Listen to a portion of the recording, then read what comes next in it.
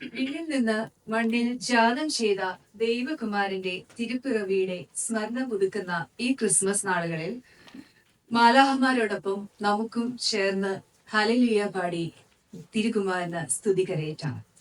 The song which we are going to sing is composed and tuned by Mr. George Verghese Jayan of Dallas Farmers Branch, Marthoma Parish, who had written many other like Maraman convention songs as well.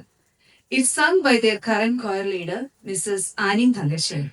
Now, let us pay attention to this meaningful song by our Savior Son.